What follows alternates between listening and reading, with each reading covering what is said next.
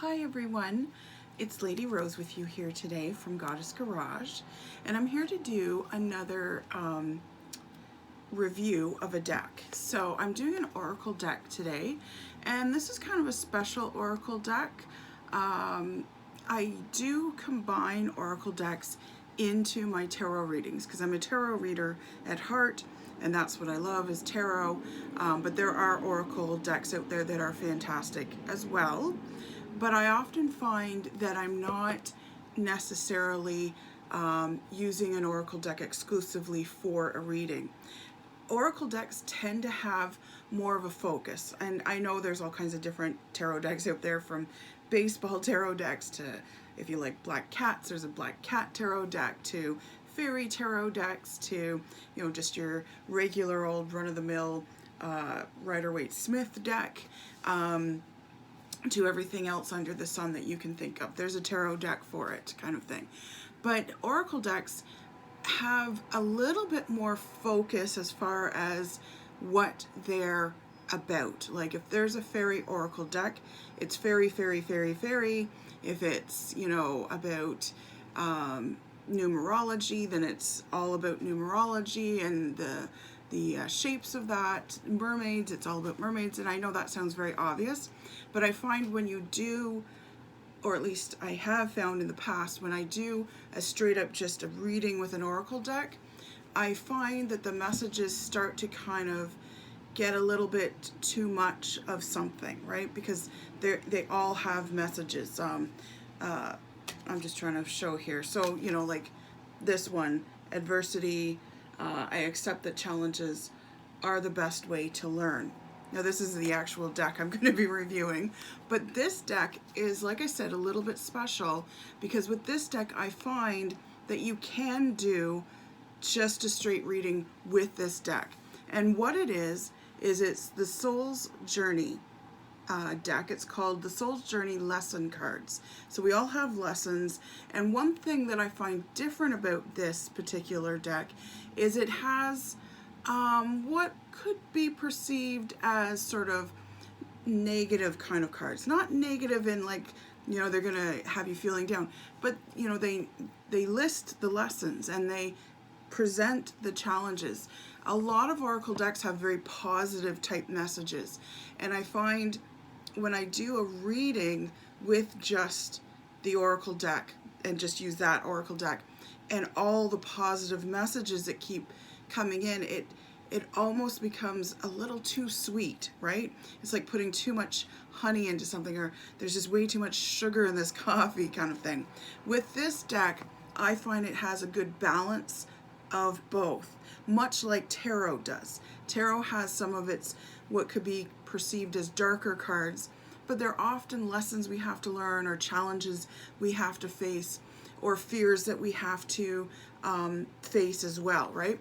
So this is what I find about this deck, is that I can actually do a reading with just this deck, and it doesn't get so sweet by the end that I'm like, oh my God, you know, like, and I like sweet things. Now it's done by James Van Praagh.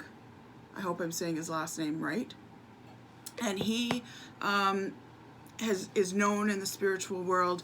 He actually was a consultant, and I think he was a creator as well.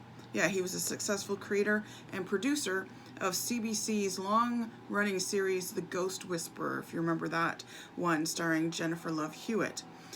So he's very successful, obviously, but I really like the balance of this. And, you know, it's a pretty straightforward book, so you get a nice little book with it. It's fairly thick. I like when there's a good book with it, right? And he talks about specifically the soul spread. Now he does, you know, the regular, you know, if you want to do a 3-card spread or whatever. But the soul spread that he personally does is a 7-card spread, and it's 3 cards in the first row, which is kind of what's around you right now, what you're going through, what you're facing, what's happening, that sort of thing. The middle card is on its own in the second row, or the 4th card, I guess.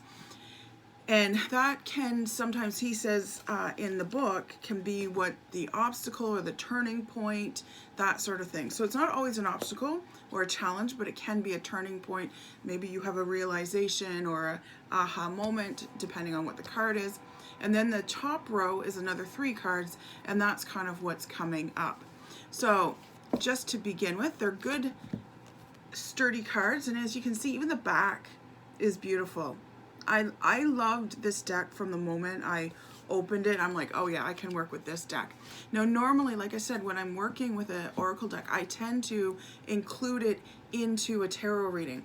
So I'll throw in a few oracle decks, you know, kind of, I've worked with 3, 4 oracle decks in with a tarot reading, and I'm just picking up on particular energies. You know, like the soul journey, I find tends to tell it like it is and has a good balance. I have other ones here too, like I have my Guardian Angels card, which I've already done a review for, so you can check that one out. That's a very pretty one because it's the heart-shaped cards, if you remember. And I find these ones are very accurate. These will pull on heartstrings. Almost always someone cries when they read what the message is, and it's a pretty full message. As you can see, it's a full message on the cards. There's no pictures. So, you know, I've done a review of these ones, so sometimes I'll throw these in. I very often throw in my Moonology cards, which I've also done a review for. And this is, like I said in that review, it tells me a lot about the timing of things and the energy that you're in, that sort of thing. So I'll mix those into tarot readings, but very rarely would I just sit and do a Moonology reading with just Moonology cards. But this one, yes. Like I said, if you lay out 3 cards even, let's just do that and see what kind of happens. So relationships, I'm attracted to those people who serve my higher good. So that's what the card looks like. There's a little message, there's a picture to go with each one. That's how they're kind of laid out. So let's say relationships is your first card. So maybe you've come in to have a relationship reading. So okay, let's start out with relationships and know that you want people that bring in your higher good. But you've got some adversity. Maybe you're talking about a relationship you're already in. I accept that challenges are the best way to learn. Maybe this person is, you know, a bit of a challenge for you, but every relationship we have, whether it's friendship or romantic or mother-daughter, father-daughter, vice versa, you know, father-son, mother-son, that sort of thing, brothers and sisters, parents, everybody kind of has a lesson to learn from us, but we also have a lesson that we can learn from them. And we learn very much through relationships because we're all connected, and learning how to connect with people without the adversity. See, so this is becoming a reading of it in of itself, that, you know, maybe this person came in about a relationship or is looking for a relationship, and, you know, like, look for the lessons that you can learn in every relationship that you have. And then the last card is service. I love this card because I just recently, this past weekend, taught a Reiki course for teacher level. And one thing I really try to underline in any of my Reiki courses is you are of service as a Reiki master, as a Reiki teacher. I myself am a Reiki grandmaster, so when you get to the grandmaster level, you are even more of service, and you need to be more aware of the service that you are providing. Being of service to someone is the greatest and highest calling in a lot of ways, to be able to serve someone, to help someone, to make life better. I feel good when I can help others. That's what service is all about, right? And that's what it looks like. The pictures are, you know, very geometric, kind of sacred geometry type. There's one for acceptance. And like I said, there's a good balance. Change. It's another one. So there's change. Courage. Like I said, they're pretty straightforward cards. The backs of the cards are actually more decorated than the front. Discipline. But I like that this deck is very balanced in some of the lessons and cards that they bring up. They're not always bringing up, you know, beautiful butterflies and, you know, rainbows and stuff all the time. I love myself and I see myself in everything. So pride, right? But having that balanced pride and knowing that it's okay to feel good about yourself, but you don't want to get too far over.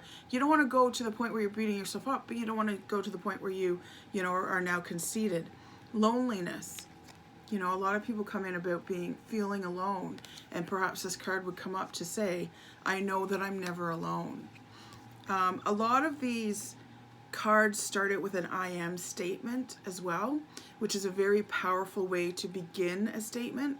So honesty, I can't always expect the truth from others, but I can expect it from myself. So there's that card. They're very shiny. Envy. I am the same as everybody, but with different challenges. So envy, you know, when you compare yourself to others, you know, if you're on Facebook and you see your friend enjoying lunches out and going on trips and in hot tubs and just having a grand old time, perhaps this envy comes up a little bit. And, you know, put it in perspective. Everybody shows their best side on Facebook. She's not showing you the part where she cries herself to sleep, or where she's super depressed and gorging on ice cream or whatever, you know. She doesn't take pictures of that part, right? So, you know, when you're comparing yourself, that's a form of envy. So keep that in mind, you know. And, you know, envy, the green headed monster, as it's called. Doubt. I need to release, I release the need to know all the answers. Like I said, this is a very well balanced deck. There's equally reminders for, you know, mindsets that we may accidentally find ourselves in, like that mindset of doubt or worry, the mindset of envy or comparing ourselves to other people, but also good reminders to, you know, have the pride in yourself, self-esteem. I possess gifts of the soul that benefit me and others. Everybody has gifts. You just have to find which ones are yours, and how can you use your gifts to better yourself and to serve the community, and to serve basically people overall, to make it for a better world. Health, I honor the physical vessel that enshrines my soul. That might come up if you've been perhaps neglecting yourself and your health, and, you know, maybe not taking the best care of yourself. And that's all about self-care, you know. It's what you eat, it's how much you sleep. And it's not always like, oh, I'm on a diet. You know, it's like, well, what are you putting into your body to nourish it so it can use all the gifts that you have to make the world a better place? Are you getting enough sleep? Are you denying yourself, you know, the self-care that maybe you need? Perhaps your body has some aches and pains and you need a massage, but you see massage as a luxury, not a necessity. If it helps your body to move, if it puts your mind in a better mindset, I find I do get massaged regularly, and I found when I first started it, it is a physical way of forcing your mind into a meditative state. Now that sounds kind of strange, but anyone who gets massages on a regular basis knows, you know, you hit that table and they start massaging you and you just drift away. And you don't go to sleep, but your mind is kind of just nowhere for a little while. That's where you want to be when you meditate. So if you don't know how to get there, you don't know what that feels like, go and get a few massages in a row and, you know, let your mind just drift. Don't talk to your therapist. You're not there for a conversation. And just let your mind drift, and then you'll find out where that meditative state is. Because like I said, massage physically forces your mind into a meditative state. And that's how I learned how to get there. Now I can just sit and go there because it becomes like a muscle memory. Your mind remembers how to get there. Judgment. I understand that everyone has their own unique path and challenges. So, you know, maybe you've been a little too judgy, and, you know, looking down on people or going, why are they doing it like this? This card may come up if that's happening. Patience. I accept that everything happens in divine order. That's a big one for a lot of people. So like I said, this has a good selection of both positive, and even when they kind of bring up a negative one, like let's say judgment, they don't condemn you or shame you or anything like that. They say, I understand that everyone has their own unique paths and challenges. It's just kind of like a friendly reminder, you know, because sometimes we're creatures that, you know, want conformity because we like, you know, if you find out someone has just read a book that you read that you loved and they loved it too, you're like, oh my God, you feel a bond instantly, right? You find out someone loves a movie you love and it's like, oh, we're instantly best friends now, right?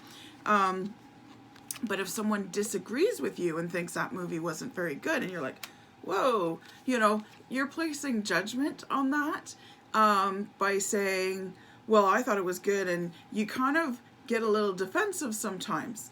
You know, this is just human nature, right?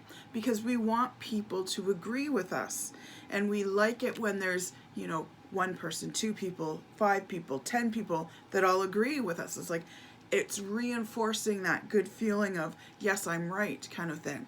The judgment comes in when someone wants to do something differently or has a different opinion, and then you judge them and you want to condemn them because you don't agree with the 10 of us, so you must be wrong. And it's happened throughout history many, many, many times. And we're reminded with this card that everyone has a different path, a different approach, and different challenges. And it doesn't mean they're wrong, it's just they're doing it right according to them. And as an enlightened, awoken person, you want to hope that you can see that it's okay if you don't agree with me on this book, on this movie, on this restaurant, on this political view, whatever it might be, right? It doesn't mean they're wrong. It just means, I mean, like even in Canada here, we have, was it 4 or 5 parties now? Actually, we're getting up there in parties. So everyone has a different approach to how to do things. Now, for the most part, a lot of us want a lot of the same things. We just want a different approach. And it doesn't mean any party is wrong. It just means they have a different approach. And we're lucky enough to be in a country where we have the freedom to vote. I like the way this party's doing it, or I like the way that party's doing it. It doesn't mean we have to get into the streets and riot and fight each other because we're having opposing views for what ultimately is going to be the same goal. You know, we want people to have enough food in their tummies. We want roofs over people's heads. We want equality for everyone. You know, these kind of goals, right? Like, no one's against any of these goals, and I'm sure no one's working purposely against any of these goals, I would hope. At least I hope you wouldn't vote for someone who's doing that. But, you know, like I said, they all have different approaches on how to deal with, say, the housing crisis, or the homeless crisis, or the, you know, like if there's some kind of equality. I hope that we're approaching or that we're working on it, and different parties might have different ways of doing that. And it's your vote that kind of, you know, creates the, well, this seems to be the overwhelming view as to how Canadians, for instance, see this problem should be solved. But like I said, there's going to be people that are going to do things differently, and because they're doing it differently doesn't mean it's wrong. And it doesn't mean you have to dislike them. You can agree to disagree and still live peacefully with this person. So anyways, I'm getting way off on a tangent here. So there's still lots of cards to go through. And as you know, when I do a review, I don't go through all the cards. But this one is catching my eye. It's colorful. Funny though, it's failure. So failure is, I understand that a mistake is only an opportunity to learn. Just like, I can't remember which, I think it was a scientist that said it. It's like, I've just found, you know, 100 ways that this doesn't work, and let's find out if the 101st way does work. You know, science is a lot of process of elimination kind of thing. So failure, so many people will fall down and see that as a failure and think I can't keep going, or I'm not supposed to be going down this path.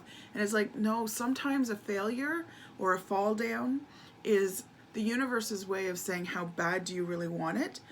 Or the universe is giving you an opportunity to learn something. What lesson am I learning in this? And you know, they've often said, I've read so many articles on children in school, the ones that have to work hard, the ones that fail the odd test, actually do better in university and college than those that, you know, it just came naturally, they got every test right and they scored, you know, 100% or high A's all the time. They get to university or college and they're knocked on their asses because they've never really had to work for their schoolwork. Those that have had to work for their grades often know what it's like to fall down, so then they know how to get back up. And that's a huge lesson to learn. But sometimes as adults, we forget that lesson, and when we fall down in life, we feel we've sort of forgotten how to get back up sometimes. So that is a huge lesson to learn, even if that's the only lesson, teaching you how to get back up. And sometimes it can be humiliating, you know, it's like, it's not fun to fall down. I've fallen down right in a parking lot, like just flat out. And I'm not the most graceful person getting up, you know, and it was embarrassing, but I, you know, learned, I guess the lesson I learned there was be mindful of where you're putting your feet and walk carefully and walk with grace as opposed to slopping along. You know, perhaps I was slopping along that day. So growth, I want to expand my consciousness and awareness. That's a more positive, definitely a positive one. I mean, they're all positive. Guilt, I release any beliefs that no longer assist in my soul's growth. Guilt is a big one. We're carrying some form of guilt, and releasing that is a huge weight. It provides such freedom. And guilt is often a belief that we haven't challenged. I'm often telling clients, you are allowed to challenge your own beliefs. What you believe now may not be what you believe next year, may not be what you believe in an hour, in a month, 3 months, and like I said, next year. Because as you grow, your beliefs change. And if you allow that change to happen, you truly do expand and grow. It's when you don't allow that change of challenging your own beliefs, because we get these beliefs and we get so ingrained in them that we don't want to listen to other points of view. We don't want to listen to opposing comments or debates. We're just like, la, la, la, la, no, my way's the right way. This is my belief and this is what I stand by. That's different than stepping into your truth and stepping into your power. You can only do that when you've released the guilt and when you've examined each belief and challenged it. And when you challenge it and you say, you know, I still believe it, that's okay. Challenging a belief doesn't mean it's going to go away. It means you're investigating to make sure you have the right information and the right energy around your beliefs. Why do you believe this? You know, have you ever examined that? That's one of my things I used to ask as a kid. I drove my father crazy because I was always wanting to know about other religions and other spiritual beliefs. And I would get into conversations with strangers that I knew were different from my belief. Like, I was raised Roman Catholic. So if I found someone from a different religion, a different spiritual background, I'd be like, oh great, I can ask questions. And as a kid, you don't have a filter. And I certainly did not have a filter as a child. And I would often ask the question, so why do you believe that? And that was usually the one that could stump a lot of people, because even, you know, as a Roman Catholic, you're born into the religion, you believe the dogma that comes with it, and you just go from there. And do you challenge it? Do you question it? And not to say it's going to change, you know, like you might challenge and question it and go, I still believe in the dogma of the Catholic Church, and this is what brings me peace, and this is what allows me to be or contributes to me being a better person, and that's okay. We're all climbing up the same mountain. Some of us are just taking different paths, and there's a lot of paths up the same mountain to the house where there's a lot of different rooms. So it's okay as long as it's working for you. It doesn't matter as long as it's working for you. My father's last words to me, it doesn't matter. Oh, abundance. That's a pretty one. I like that one. Abundance. I am a limitless being and I can manifest whatever I desire in this physical reality. A lot of us need that reminder a lot of the times. Happiness. Oh, that's a pretty one too. It's got dolphins on it. I am aware that being happy means I'm on the right path. And there's the dolphins, 3 of them, swimming in a circle. Denial. That's a big one. I acknowledge my fear, but I replace it with insight of awareness. We often have fears. Often I'm telling clients, ask yourself when you're in those moments of anger or frustration or, sadness or depression, ask yourself, what is this? Especially if you're being reactive in a situation and you're reacting without mindfulness.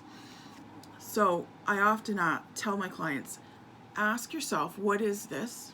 And you'll knee-jerk an answer, I'm mad. What is it really? I'm fearful of loss of control is a big one. That's just an example. There's other ones too.